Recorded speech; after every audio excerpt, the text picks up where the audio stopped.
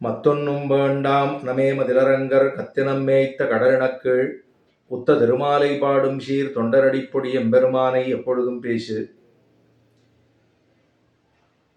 வெறுப்பொடு சமணர் முண்டர் விதியில் சாக்கியர்கள் நின்பால் பொறுப்பரியனகள் பேசில் போவதே நோயதாகி குறிப்பெனக் கடையுமாகில் கூடுமேல் தலையை ஆங்கே அறுப்பதே கருமம் கண்டாய் அரங்கமான கருளானே.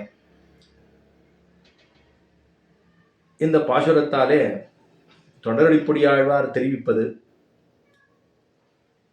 பகவானுடைய விஷயத்தை பற்றியும் பகவானுடைய விபூதியை பற்றியும் பகவானுடைய கல்யாண குணங்களை பற்றியும் எல்லையணை செய்வார்கள் இருப்பர்களே ஆகில் அவர்களோடு நாம் சகவாசம் பண்ண மாட்டோம். முடிந்தால் சக்தி இருந்தால் தருணம் இருந்தால் தலையை புகட்டுவோம் அப்படின்னு ஆழ்வார் சொல்லுகிறார். இந்த ஆழ்வார் எத்தனை பெரிய ஒரு சாத்விக வியக்தி ஆயித்தே அவர் இப்படி சொல்லுவாரா? ஏன்னா பகவான் பெரிய பெருமாளை பற்றி சொல்லுவர்களே ஆகில் அதுவும் செய்ய துணிவோம் அப்படின்னா என்ன அர்த்தம்? அவருக்கு அத்தனை தூரம் பகவானை பற்றியும் பகவானுடைய விபூதியை பற்றியும் அவனுடைய கல்யாண குணத்தை பற்றியும் அவனை எல்லையண செய்வார்கள் இருப்பர்களே ஆகில் நமக்கு அவர்களோடு சம்பந்தம் இல்லை அப்படிங்கிறத தெரிவிக்கிறார் இப்பாசுரத்தாலே. போன பாசுரத்தாலே சிலையினால் இலங்கை செத்த தேவனே சக்கரவர்த்தி திருமகனே தேவன் என்று திவு காந்தி என்னும் திவு கதி என்னும் இரண்டு விஷயமாக பார்த்தோம். இப்போ இந்த பாசுரத்தாலே ரொம்ப ஒரு ஆச்சரியமான விஷயம் சொல்லப்பட்டுள்ளது. சரி, இவர் ஆழ்வார் எப்பேற்பட்டவர்? பரம காருணிகராயித்தே. அவர் ஆண்டு சம்சயம்னு சொல்லப்படுகிற பிரத்தியாருக்கு உபயோகமாக ஒத்தாசை பண்ணக்கூடிய ஒரு வியக்தியாச்சே. அவர் போய் இந்த மாதிரி சொல்லுவரா எனில் அதுக்கு ஒரு ஐதீகம் காட்டுகிறார்கள் இந்த பாசுரத்தில். ஏன்னா பிரகலாதாழ்வான் நிருசிம்மாவதாரத்தின் போது பகவான் மேல இருக்கக்கூடிய அன்பினாலே பிரீத்தியினாலே அவனே எல்லாம் என்று கொண்டிருந்தபடியினாலே அவன் தன்னுடைய தோப்பனார் எத்தனை தூரம் தனக்கு இன்னல்களை விளைவித்திருந்தாலுமே கூட அதை எல்லாவற்றையும் பொறுத்து கொண்டு கடைசியா நாராயணனே என்று சொல்லி கொண்டிருந்தார். அதாவது இங்க இருக்கானா, தூண்ல இருக்கானா, எங்குமுளன் கண்ணனென்ன மகனை காய்ந்து இங்கு இல்லையால் என்று இரணியன் தூண் படைப்ப அங்கு அப்பொழுதே அவன் வீயத்தோன்னிய என் சிங்கப்பிரான் பெருமை ஆராயும் சீர்மைத்தேர்னு ஆழ்வாருடைய திருவாக்கு. அப்படி எங்குமுளன் இங்கு உள்ளானா இப்புலன், இங்கு உள்ளானா உளன், இங்கு உள்ளானா உளன், எங்குமுளன் எங்குமுளன் என் கண்ணன் என்ன, எங்குமுளன் கண்ணன் என்ன மகனை காய்ந்தான். அப்ப என்னாச்சு? பெருமான் தானும் அவதரித்தான் நரசிம்ம பெருமானாக. அந்த பிரகலாதாழ்வானுடைய பேரன் தானே மகாபலி சக்கரவர்த்தி. அந்த மகாபலி சக்கரவர்த்தி பிரகலாதாழ்வான் இடத்துல போய் கேட்கிறாராம், என்னுடைய செல்வம் எல்லாம் குறைந்து விட்டதே, ரொம்ப ஐஸ்வர்யங்கள்லாம் கொஞ்சம் கொஞ்சமா குறைஞ்சிட்டு இருக்கே, என்ன காரணம் அப்படின்னு பாட்டனார்கிட்ட போய் கேட்குறான். அப்போ அவர் சொல்றார், ஐயா, நீ அசுரர்களுக்கு ஒத்தாசை பண்ண வேணும் என்பதற்காகவே தேவர்களுக்கெல்லாம் தீங்கிழித்து விட்டு வந்தாயே, நீ ஒரு தர்மமாக செய்யவில்லையே, அதர்மம் தலை தூக்கியதல்லவா, அதனால உன்னோட செல்வங்கள் எல்லாம் குறைந்து போகிறது அப்படின்னா ரொம்ப கோபம் வந்து தோணுது. மகாபலி சக்கரவர்த்திக்கு இப்படி சொல்றாரு அப்படின்னு கேட்டு ரொம்ப கோபம் வந்தது. அவன் பெருமாளை நிந்திக்க ஆரம்பிச்சுட்டான். பெருமாளை போய் ஸ்ரீமன் நாராயணனாக பரம்பொருளாக நிருசிம்மனாக இத்தனை தூரம் இருக்கக்கூடிய எம்பெருமான நீ இந்த மாதிரி பண்ணுவியா, ஒரு பக்கமாக சாய்ந்தாயா, இவர்களுக்காக நீ செய்தாயா அப்படின்னுட்டு அவன் பெருமாளையே நிந்திக்க ஆரம்பித்தான். அந்த பெருமாளை பகவத் விஷயத்தை ஒருவர் நிந்திக்க ஆரம்பித்தார்களே ஆகில் அவர்கள் நமக்கு வேண்டாமே, சம்பந்தம் வேணுமா வேண்டாமே. அப்ப அவன் நிந்திக்க ஆரம்பித்த க்ஷணத்திலேயே பிரகலாதாழ்வான் பார்த்தார், பேரனார் தான் என்ன பகவானையே நிந்திக்க தொடங்குகிறான், அவனை போய் நம்ம என்ன பொறுத்துட்டு இருக்க முடியுமா? பொறுக்க முடியாதோ இல்லையோ. அதனால அவர் என்ன பண்ணாராம், உன்னுடைய செல்வம் எல்லாம் இழந்து போக கடவாய் அப்படின்னு சொல்லிட்டாராம். உன்னோட செல்வம் எல்லாம் நன்னபட்சணமா போடும் போ, பேரை இத்தனைக்கும் சொல்லிட்டார். ஏன்? பகவானுடைய விஷயத்திலே பகவானை பற்றியும் அவனை பற்றி தூஷிக்கிறதுக்கு ஆரம்பித்தார்களே ஆகில் பகவானுக்காகத்தான் நம்ம பேச முடியும். இது விட லோகத்து மக்களுக்காக நாம் பேசிக்கொள்ள முடியாது. அந்த மாதிரி பரம பக்தனாக இருந்தபடியினாலே பக்தி யோகத்திலே தானும் மோட்சத்தை சென்று கிட்டனபடியினாக இருக்கக்கூடிய ஒரு பெருமை யாருக்கு? பிரகலாதாழ்வானுக்கு. அவர் சொல்றார், உன்னுடைய செல்வம் எல்லாம் இழந்து போக கிடவாய் அப்படின்னு சொல்லிட்டார். தாத்தா இப்படி சொல்லிட்டவனே அவனுக்கு எப்படி இருக்கும்? இதை பார்த்துட்டு சரி இப்பதான் கேட்டார், நஞ்சியர் இடத்துல பட்டர் கேட்கிறாராம். அதாவது பட்டர் இடத்திலே நஞ்சியர் கேட்கிறார். பட்டர் பராசர பட்டர், இந்த பராசரருடைய பட்டருடைய சச்சிஷர் தான் நஞ்சியர்.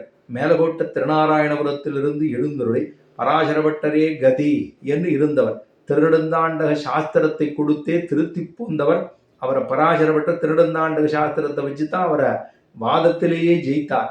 ஜெயித்துட்டு திருவரங்கத்துக்கு வந்து சேரும் என்று சொல்லி அவருக்கு எல்லா விதமான ஏதாவது பஞ்சஸ்காரம் அதெல்லாம் சரணாகதி எல்லாம் ஏற்படுத்தி வைத்து அவருடைய சிஷ்யராகவே எழுந்துள்ள இருந்தார் நஞ்சியர். அந்த நஞ்சியர் கேட்கிறார் பராசர பட்டரிடத்துல, இந்த மாதிரி பண்ணுவாளா? பரம சாத்விகர் இல்லையா இந்த பிரகலாதாழ்வான்? இவர் போய் இப்படி நிந்திக்கலாமா? இது தகுமா? அவருக்கு தான் இவ்வளவு சாத்விக குணம் இருக்கக்கூடிய ஒருவர் போய் தன்னுடைய பேரனுக்கு இந்த மாதிரி ஆகணும்னு சொல்லுவாரான்னா அவர் அப்ப சொன்னாரா, இந்த நாய் இருக்கும் இல்லையா, நாய்க்கு மலத்தை அகற்றி விட்டோமேயானால் அதை தண்டித்ததாகுதோ இல்லையோ. இப்போ ஒருத்தர்கிட்ட இப்போ அதுக்கு வேணும் அது, அப்போ அது சாப்பிடணும்னா அதை விலக்கி வைத்து விட்டோமேயானால் அதுக்கு நிந்தனை பண்ண மாதிரி தானே, அதுக்கு தொந்தரவு கொடுத்த மாதிரி தானே, அதுக்கு இல்லைன்னு ஆயிடுதோ இல்லையோ. அப்போ அதன் தள்ளி வச்சுட்டோம், அதை கொடுக்கலன்னு சொன்னாலே அதை இழந்ததற்குத்தான் காரணம்.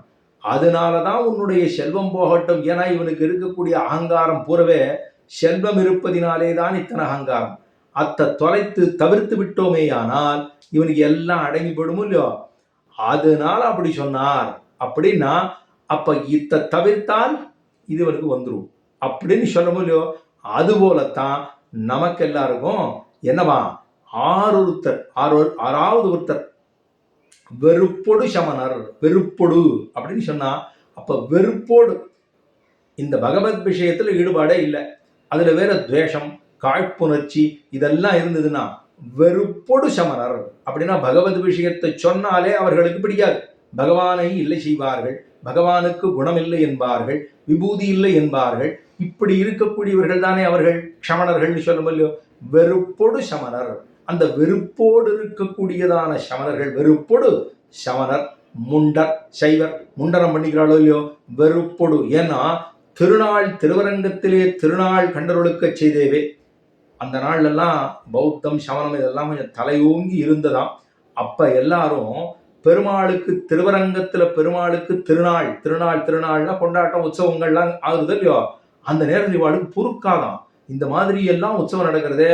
ஏன்னா மனுஷாளுக்கு மற்றொரு மனுஷனுக்கு கூட பிறந்தவனுக்கோ கூட பிறந்தவளுக்கோ பந்துக்களுக்கோ எல்லாரும் சேர்ந்து தான் விளையாடிருப்போம், போயிருப்போம், வந்திருப்போம், எல்லாம் ஆயிருக்கும். ஆனால் அவர்கள் பெரியவர்களான பிற்பாடு அவர்கள் கொஞ்சம் தூக்கலா இருந்தானே வாழ்க்கை பிடிக்காது. ஆனால் சொல்றதை பார்த்தா வெளியில் சொல்றதை பார்த்தா பிடிக்கிற மாதிரியே பேசுவா. ஏன்னா அப்பத்தானே கூடவே இருந்துருக்கலாமோ இல்லையோ. அப்போ பிடிக்கிற மாதிரியே பேசுவார்கள். ஆனால் அவர்களை கண்டால் தேசம் வளர ஆரம்பிக்கும். இது நடக்கும். இது நடக்கிறதுனா பகவத் விஷயத்துல அது நடந்தது என்ன பண்ணலாம், கூடவே இங்க இருந்துட்டு இருக்கா. ஆனா சொல்றா பெருமாளுக்கு போய் இந்த மாதிரிலாம் நடக்கலாமா அப்படின்னு தூக்கிட்டு கொள்ளுவர்களாம். சில பேர்னா தூக்கிட்டு வாழ அவ்வளவு பிடிக்காது. சில பேர் காதுல பெரிய பெரியதாக இந்த உற்சவ சத்தமே கேட்கக்கூடாதுன்னு பெருசா சதமிடுவாளாம். இதெல்லாம் தேசத்தை குறிக்கக்கூடிய நடவடிக்கைகளோ இல்லையோ. அதுதான் வெறுப்பொடு சமணர் முண்டர் விதியில் சாக்கியர்கள்னா. விதியில் அப்படின்னா அவர்களுக்கு பிராப்தமே இல்லைன்னா பகவத் கிருபையே இல்லாது இருக்கக்கூடிய சாக்கியர்கள், அதுதான் பௌத்தர்கள். அவர்களும் இல்லைன்னு தான் சொல்ல போறாங்க. அவர்களுக்கு வேற எதுவுமே கிடையாது இல்லையோ. இந்த உலகத்துல இருக்கக்கூடிய விஷயமே, அதாவது உண்டி உடை இப்படியே இருக்கக்கூடியவர்கள் தானே. அப்படி இருக்கிறதுனால வெறுப்பொடு சமணர் முண்டர் விதியில் சாக்கியர்கள். அவர்களுக்கு பிராப்தமே இல்லை. அப்படி பிராப்தம் இல்லாது இருக்கக்கூடியதான சாக்கியர்கள் மேலே சொன்னா வெறுப்பொடு சமணர் முண்டர் விதியில் சாக்கியர்கள் நின்பால் பொறுப்பரியனர்கள் பேசில். தேவரீர் பக்கமாக பகவது விஷயமாக பகவது காரணமாக பகவானுடைய விபூதி காரணமாக பகவானுடைய குண காரணமாக கல்யாண குணங்கள் காரணமாக நின்பால் பொறுப்பரியனர்கள் பொறுத்து கொள்ள முடியாத பேச்சு பேசலான்னு வச்சுக்கோங்க. பகவானை பற்றி ரொம்ப தூஷிப்பது, இல்லை என செய்வது. அப்படின்னா இல்லை அப்படின்னு சொன்னாலே, அதாவது அதை ஒத்துண்டு தான் இல்லைன்னு சொல்லி ஆகணும். அது அவளுக்கு தெரிய மாட்டேங்குது. இல்லை அப்படின்னு சொன்னா வெறுனை போட்டு இல்லைன்னா சொல்ல முடியும்? இன்னார் இல்லை அப்படிதானே சொல்லும். அஸ்தி அஸ்தி, அதாவது நாஸ்தி நாஸ்தின்னு சொன்னாலே ந அஸ்தி, இந்த நகாரத்தை போட்டு தான் அஸ்தின்னு சொல்லி ஆனவே தவிர அது இல்லைன்னு சொல்றதுக்கு அவளால் சப்தமே இல்லையோ இல்லையோ, அவளுக்கு அதை சொல்றதுக்கே சப்தம் கிடையாது. அவர்கள் எத்த ஒன்றை சொன்னா இது இருக்கா இல்லையான்னா பிரத்யட்சமா பார்க்கணும், இல்லைன்னா அனுமானத்துல பார்க்கணும். எதுவுமே பண்றதுக்கு இல்லை. வேதத்தை ஒத்துக்கொள்ளுவார்கள் இல்லை அப்படிங்கிற இடத்துல நமக்கு அங்க போய் நின்று பேசணுங்கிற அவசியமே கிடையாது. ஏதாவது ஒரு பிரமாணத்தை வைத்து கொண்டு தானே பேச வேண்டும். அந்த பிரமாணத்தை ஒத்துக்கொள்ளுவார் இல்லை அப்படின்னு சொன்னா அங்க போய் நிற்கிறதுல எந்த அர்த்தமும் கிடையாது. வெறுன ஏதோ செவத்துக்கிட்ட பேசுறதும் இவர்களிடத்துல பேசுறதும் ஒண்ணுதான். இப்ப செவத்துக்கிட்ட பேசினா ஏதாவது திருப்பி பேச போறதோ, செவரு அப்படியே தான் நிற்க போகுது. அதுவும் இதே தான் அப்படித்தான். அப்ப இதை ஒத்துக்கொள்ளுவார் இல்லை அப்படின்னு சொன்னா அங்க போய் பேசுவதிலேயே அர்த்தம் இல்லை. அதுதான் சொன்னா வெறுப்பொடு சமணர் முண்டர் விதியில் சாக்கியர்கள் நின்பால் பொறுப்பரியனகள் பேசில். பொறுத்து கொள்ளவே முடியாது இருக்கக்கூடிய சில விஷயங்களை பேசுவர்களாயில் பொறுப்பரியனகள் பேசில் போவதே நோயதாகி. அவ பக்கத்துல போகாதே, துஷ்டனை கண்டால் தூர விலகு அப்படி சொல்ல முடியோ. போவதே நோயதாகி, நிந்திப்பதே வியாதியாக்கி. அப்படின்னா பிள்ளை திருநறையூர் அரையர்னு ஒரு சுவாமி எழுந்துள்ள இருந்தார் தொட்டியத்திலே திருநாராயணபுரத்திலே. பிள்ளை திருநறையூர் அரையருங்கிற சுவாமி. அந்த சுவாமி அந்த காலத்துல அவர் வாழ்ந்து தொட்டியத்தில பெருமாளுக்கு வேதநாராயண பெருமாள் ஆச்சரியமாக சயனித்து கொண்டிருக்கக்கூடிய பெருமான். வேதத்தை 4 வேதங்களையும் தன்னுடைய தலைக்கு அணையாகத்தானும் சாத்தி கொண்டு பெருத்த பெருமாள், பெருத்த பெருமாள், பெரிய மாமேரி அண்டமூடுருவர்னு திருமங்கை ஆழ்வாருடைய திருவாக்கோலியோ, பெரிய மாமேரி அப்படி பெருமாள் சாய்த்து இருக்கார். அந்த பெருமாள் அந்த சன்னிதியிலே உற்சவங்கள்லாம் நடந்துட்டு இருக்கு. சில குதுஷ்டிகள் என்ன பண்ணிட்டா, வேதத்தை ஒத்துக்க மாட்டான், குதுஷ்டிகள் தான் அவர்கள் தான், வேதத்துக்கு ஒத்துக்கொள்ள மாட்டான், அப்படியே பேசினாலும் வேற அர்த்தம் அனர்த்தமாக பேசுவார்கள். இப்படி இருக்காள் இல்லையோ, அவ என்ன பண்ணிட்டா, பெருமாளுக்கு உற்சவம் பண்ணும்போது அங்க இருக்கக்கூடிய பெருமாள் திருப்பறி கட்டத்தில் நெருப்பு வச்சுட்டான்.